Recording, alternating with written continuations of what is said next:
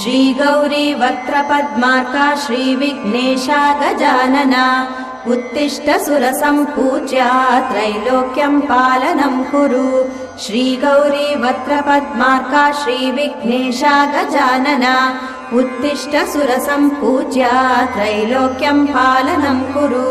उत्तिष्ठोत्तिष्ठ हेरम्बा उत्तिष्ठ गणनायका उत्तिष्ठ करुणापूर्णा भक्तानां भाग्यदायका। उत्तिष्ठोत्तिष्ठ हेरम्बा उत्तिष्ठ गणनायका उत्तिष्ठ करुणापूर्णा भक्तानां भाग्यदायका।